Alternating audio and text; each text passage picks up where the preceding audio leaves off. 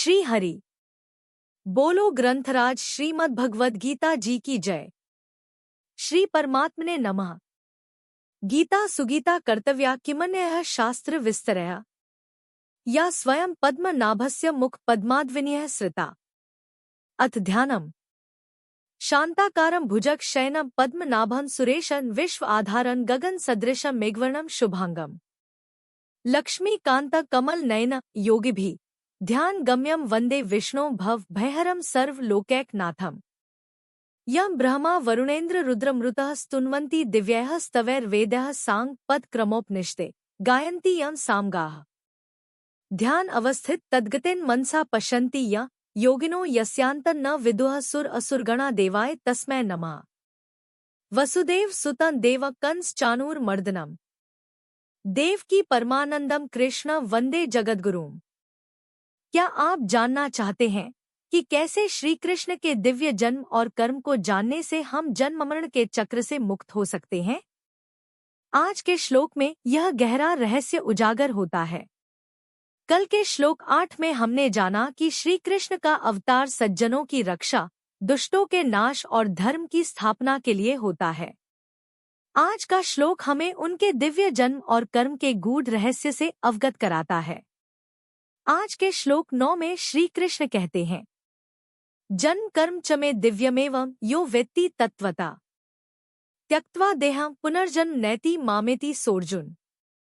इसका अर्थ है, जो मेरे दिव्य जन्म और कर्म के वास्तविक स्वरूप को जानता है, वह देह त्यागने के बाद पुनर्जन्म को प्राप्त नहीं होता, बल्कि मेरे पास आता है।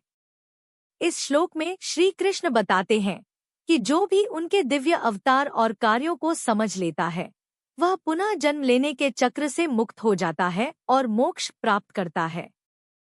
यह शाश्वत ज्ञान हमें अपने भीतर की शांति और मुक्ति का मार्ग दिखाता है। भगवद गीता अध्याय 4 श्लोक 9। श्री भगवान के जन्म कर्मों को दिव्य जानने का फल। श्लोक 9। जन्म कर्म च मे दिव्यमेवं यो वेत्ति तत्वतः त्यक्त्वा देह पुनर्जन्म नैति मामेति सोर्जुन। उच्चारण की विधि। जन्म कर्म च मे दिव्यम एवं यह वेत्ति तत्वतः त्यक्त्वा देहम पुनः जन्म न एति माम एति स अर्जुन। 9। अर्जुन अर्थात है अर्जुन, मैं अर्थात मेरे, जन्म अर्थात जन्म, च अर्थात और, कर्म अर्थात कर्म, दिव्यम अर्थात दिव्य अर्थात निर्मल और अलौकिक हैं, एवं अर्थात इस प्रकार, यह अर्थात जो मनुष्य, तत्वतः अर्थात तत्व से, वेत्ति अर्थात जान लेता है, सह अर्थात वह, देहम अर्थात शरीर को, त्यक्त्वा अर्थात त्याग कर, पुनः अर्थात फिर, जन्म अर्थात जन्म को, न एति अर्थात प्राप्त नहीं होता, किंतु माम अर्थात मुझे ही, एति अर्थात प्राप्त होता है। सर्वशक्तिमान सच्चिदानंदघन परमात्मा अज, अविनाशी और सर्वभूतों के परमगति तथा परम आश्रय हैं। वे केवल धर्म को स्थापन करने और संसार का उद्धार करने के लिए ही अपनी योग माया से सगुण रूप होकर प्रकट होते हैं। इसलिए परमेश्वर के समान सुहृद, प्रेमी और पतित पावन दूसरा कोई नहीं है। ऐसा समझकर जो पुरुष परमेश्वर का अनन्य प्रेम से निरंतर चिंतन करता हुआ आसक्तिरहित संसार में बरतता है, वही उनको तत्व से जानता है।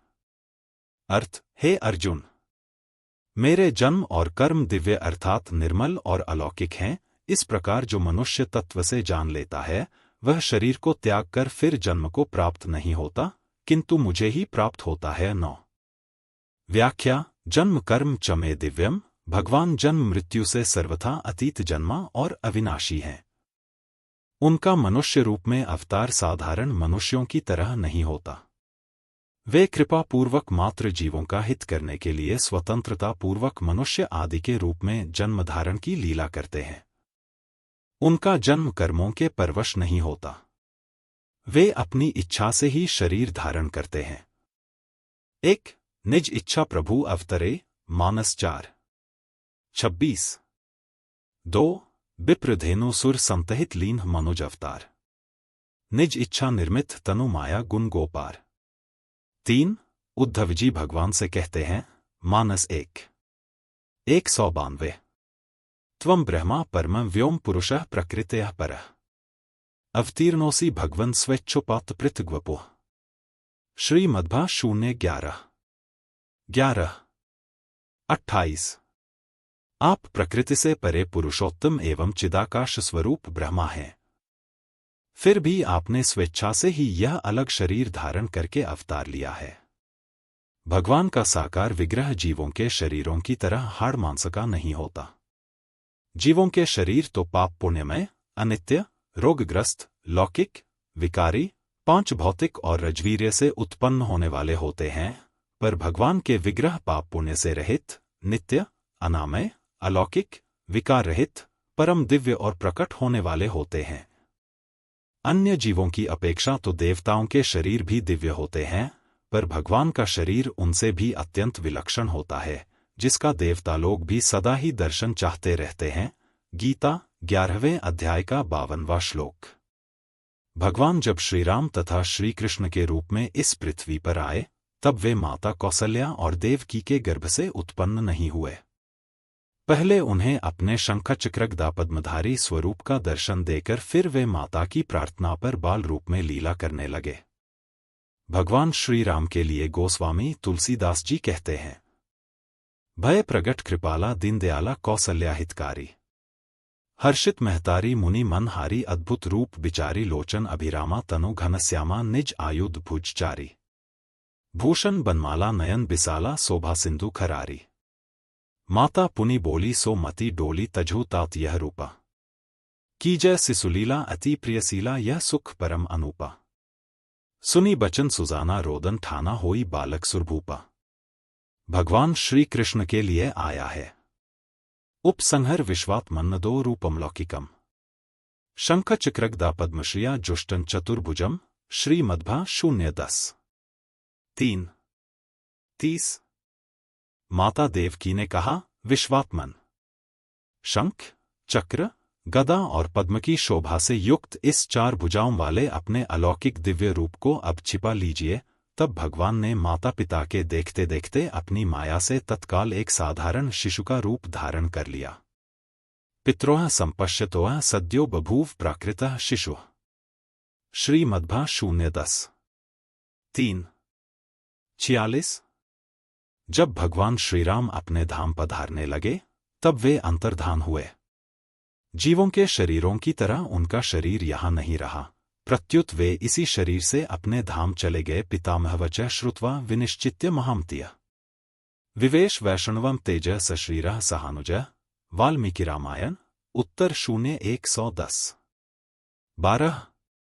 महामती भगवान श्रीराम ने पितामह ब्रह्मा जी के वचन सुनकर और तदनुसार निश्चय करके तीनों भाइयों सहित अपने उसी शरीर से वैष्णव तेज में प्रवेश किया।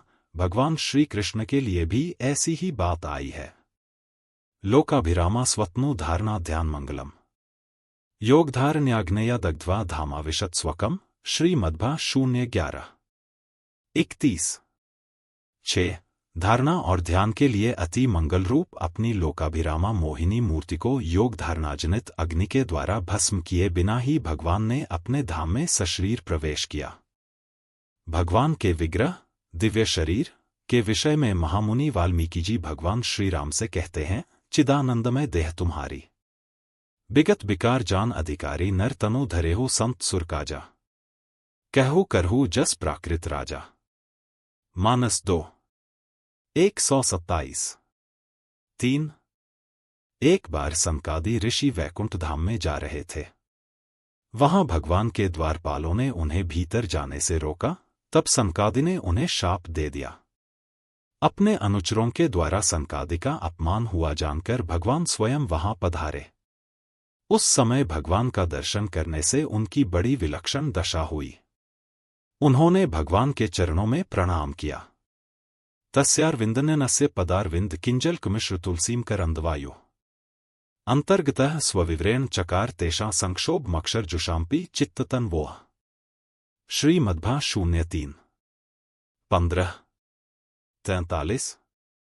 प्रणाम करने पर उन कमलनेत्र भगवान के चरण कमल के पराग से मिली हुई तुलसी मंजरी की वायु ने उनके नासिका छिद्रों में प्रवेश करके उन अक्षर परमात्मा में नित्य स्थित रहने वाले ज्ञानी महात्माओं के भी चित्त और शरीर को क्षुब्ध कर दिया। शब्दादि विषयों में गंध कोई इतनी विलक्षण चीज नहीं है जिसमें मन आकृष्ट हो जाए, पर भगवान के चरण कमलों की गंध से नित्य निरंतर परमात्मा स्वरूप में मग्न रहने वाले संकादिकों के चित्त में भी खलबली पैदा हो गई। कारण कि वह पृथ्वी की विकार रूप गंध नहीं थी, प्रत्युत दिव्य गंध थी। ऐसे ही भगवान के विग्रह की प्रत्येक वस्तु, वस्त्र, आभूषण, आयुध आदि दिव्य, चिन्मय और अत्यंत विलक्षण है। भगवान की लीलाओं को सुनने, पढ़ने, याद करने आदि से लोगों का अंतःकरण निर्मल, पवित्र हो जाता है और उनका अज्ञान दूर हो जाता है। यह भगवान के कर्मों की दिव्यता है। ज्ञान स्वरूप भगवान शंकर, ब्रह्मा जी, संकादिक ऋषि, देवर्षि नारद आदि भी उनकी लीलाओं को गाकर और सुनकर मग्न हो जाते हैं।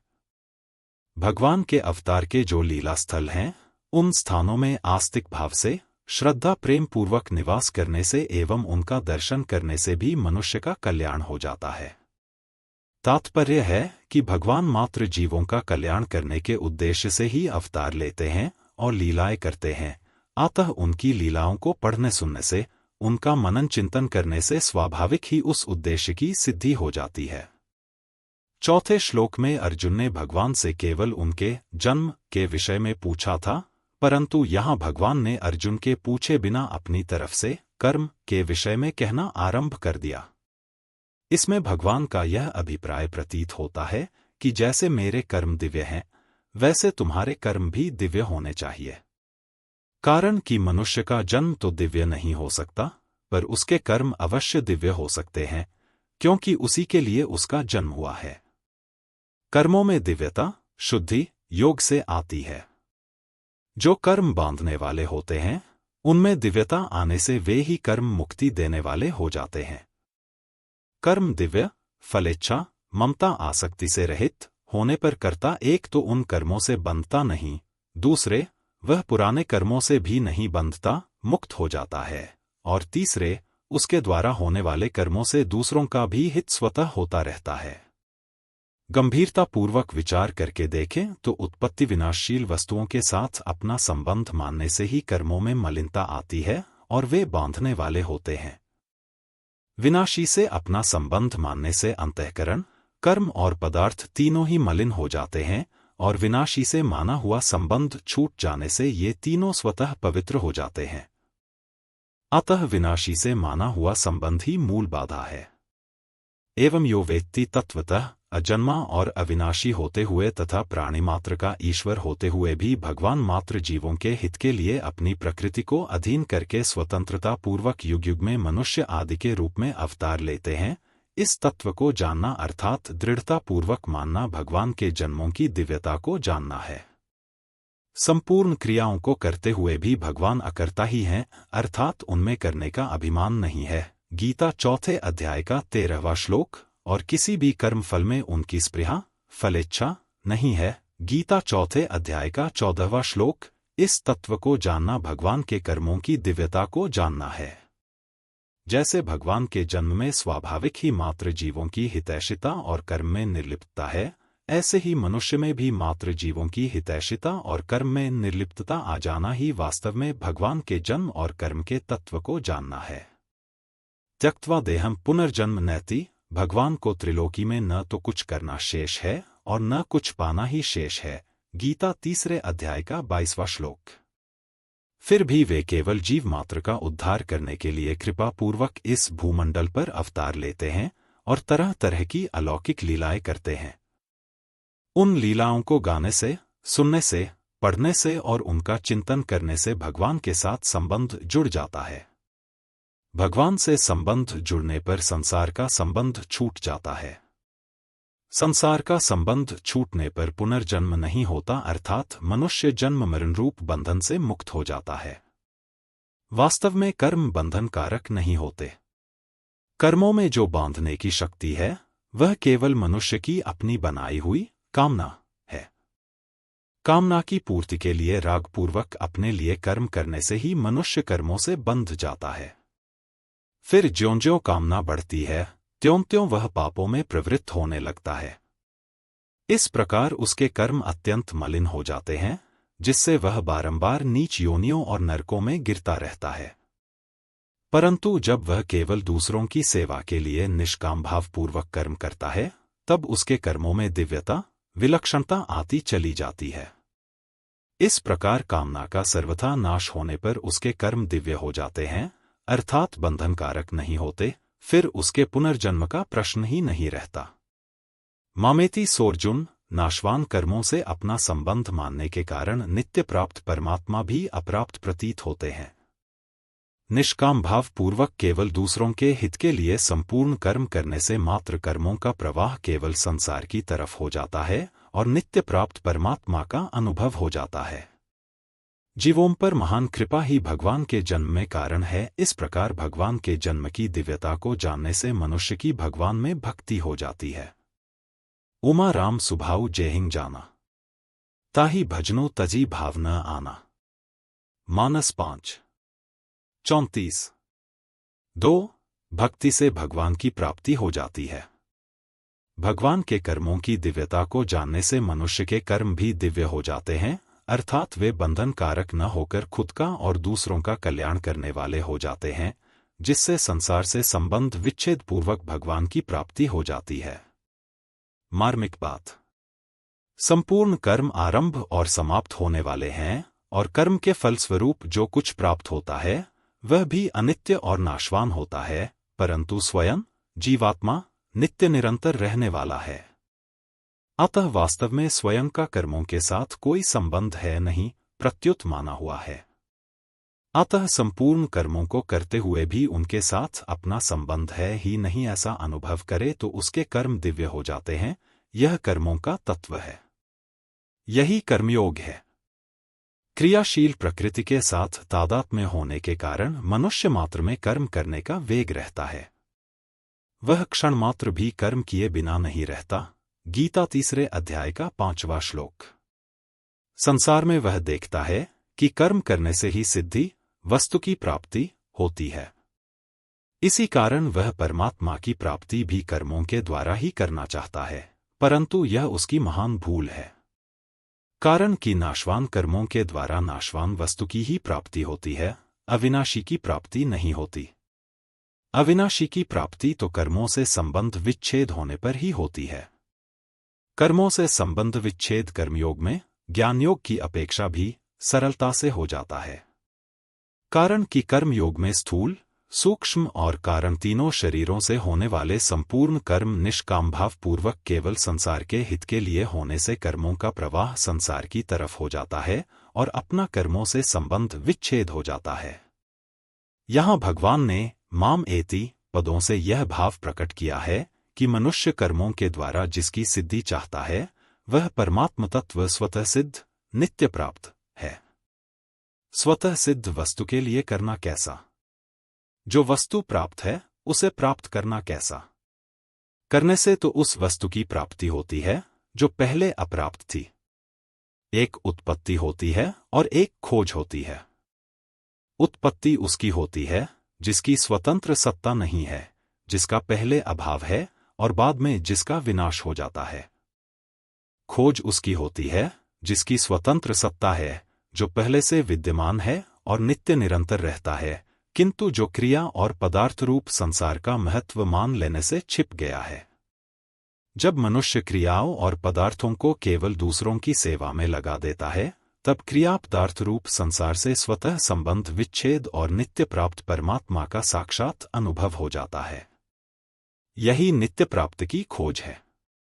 कर्तव्य कर्मों को न करके प्रमाद आलस्य करना और कर्तव्य कर्मों को करके उनके फल की इच्छा रखना, इन दोनों कारणों से मनुष्य को नित्य प्राप्त परमात्मा के अनुभव में बाधा लगती है। इस बाधा को दूर करने का उपाय है फल की इच्छा न रखकर दूसरों की सेवा के रूप से कर्तव्य कर्म करना। फल की इच्छा न रखकर कर्तव्य कर्म करने से कर्मों से संबंध विच्छेद हो जाता है। कर्मों से संबंध विच्छेद होते ही परमात्मा से हमारा जो स्वतः सिद्ध नित्य संबंध है उसका अनुभव हो जाता है। परिशिष्ट भाव, निष्काम भाव से केवल दूसरों के हित के लिए कर्म, सेवा करने पर अथवा भगवान के लिए कर्म, पूजा करने पर वे कर्म दिव्य मुक्तिदायक हो जाते हैं।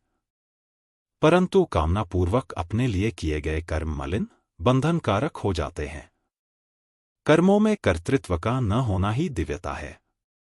अपने लिए कुछ न करने से कर्तृत्व नहीं रहता। भगवान की छोटी से छोटी तथा बड़ी से बड़ी प्रत्येक क्रिया लीला होती है। लीला में भगवान सामान्य मनुष्यों जैसी क्रिया करते हुए भी निर्लिप्त रहते हैं। गीता 4 अध्याय का 13वां श्लोक। भगवान की लीला दिव्य होती है। यह दिव्यता देवताओं की दिव्यता से भी विलक्षण होती है। देवताओं की दिव्यता मनुष्यों की अपेक्षा से होने के कारण सापेक्ष और सीमित होती है, पर भगवान की दिव्यता निरपेक्ष और असीम होती है। यद्यपि जीवनमुक्त, तत्वज्ञ, भगवत प्रेमी महापुरुषों की क्रियाएं भी दिव्य होती हैं, तथापि वे भी भगवलीला के समान नहीं होती। भगवान की साधारण लीला भी अत्यंत अलौकिक होती है।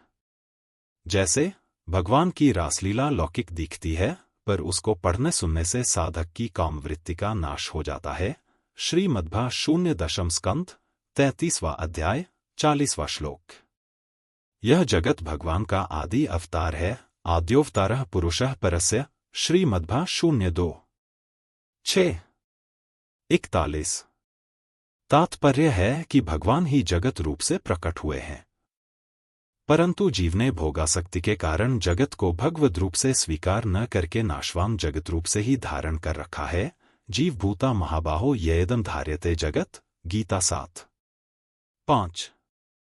इस धारणा को मिटाने के लिए साधक को दृढ़ता से ऐसा मानना चाहिए कि जो दिख रहा है वह भगवान का स्वरूप है और जो हो रहा है वह भगवान की लीला है।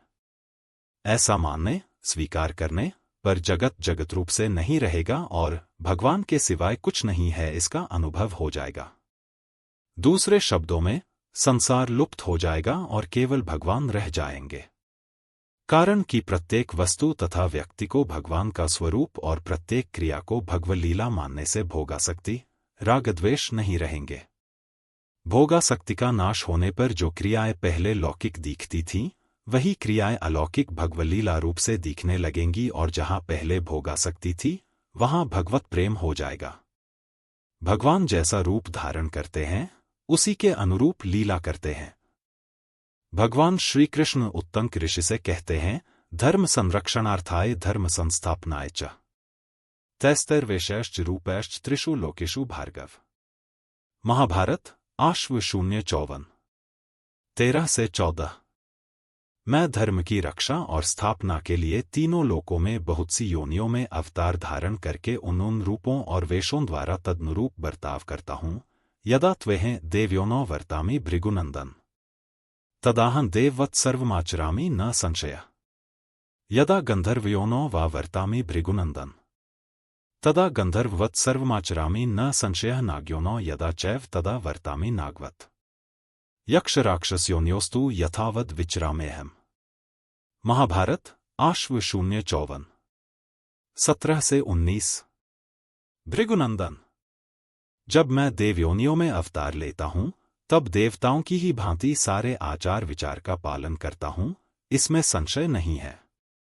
जब मैं गंधर्व योनि में प्रकट होता हूं तब मेरे सारे आचार विचार गंधर्वों के ही समान होते हैं, इसमें संदेह नहीं है। जब मैं नागयोनि में जन्म ग्रहण करता हूं तब नागों की तरह बर्ताव करता हूं। यक्षों और राक्षसों की योनियों में प्रकट होने पर मैं उन्हीं के आचार विचार का यथावत रूप से पालन करता हूं। जब वे अर्चावतार अर्थात मूर्ति का रूप धारण करते हैं तब वे मूर्ति की तरह ही अचल रहने की लीला करते हैं। अगर वे अचल नहीं रहेंगे तो वह अर्चावतार कैसे रहेगा? भगवान ने राम, कृष्ण आदि रूप भी धारण किए और मत्स्य, कच्छप आदि रूप भी धारण किए। उन्होंने जैसा रूप धारण किया वैसी ही लीला की। जैसे वराहावतार में भगवान ने सुअर बनकर लीला की और वामनावतार में ब्रह्मचारी ब्राह्मण बनकर लीला की। इससे साधक को यह समझना चाहिए कि अभी भी जो हो रहा है वह सब भगवान की लीला ही हो रही है। संबंध भगवान के जन्म कर्म की दिव्यता को जानने वाले कैसे होते हैं, इसका वर्णन आगे के श्लोक में करते हैं। कल के श्लोक 10 में श्री कृष्ण बताएंगे कि किस प्रकार सांसारिक इच्छाओं को त्याग कर और अपने मन को शुद्ध करके हम दिव्य ज्ञान को प्राप्त कर सकते हैं। यह चर्चा अत्यंत महत्वपूर्ण होगी। दोस्तों, अगर आपको आज का वीडियो पसंद आया हो और आपने कुछ नया सीखा हो, तो वीडियो को लाइक और शेयर करना न भूलें। चैनल को सब्सक्राइब करें ताकि आपसे कोई भी महत्वपूर्ण जानकारी मिस न हो। आप अपने सवाल या विचार भी कमेंट बॉक्स में शेयर कर सकते हैं। अब ध्यान दें, आज के वीडियो से आपने क्या सीखा, उसे कमेंट में जरूर लिखें। अगर आपके कमेंट पर 9 लाइक्स मिलते हैं और आप इसे अपने दोस्तों और परिवार के साथ शेयर करते हैं, तो आपको और उन्हें 2 महीने का YouTube प्रीमियम सब्सक्रिप्शन जीतने का मौका मिल सकता है, बिल्कुल मुफ्त। अपनी एंट्री सबमिट करने के लिए नीचे दिए गए QR कोड या लिंक पर जाकर डिटेल शेयर करें। ऑफर की वैधता 31 दिसंबर 2024 तक, इसलिए अभी एंट्री करें और इस बेहतरीन मौके का लाभ उठाएं। https://formsgle/cwmada7hk6zdndy6। कल मिलते हैं नए श्लोक की व्याख्या के साथ। तब तक कीप लर्निंग, कीप ग्रोइंग। बोलो ग्रंथराज श्रीमद् भगवद गीता जी की जय। जय श्री कृष्ण।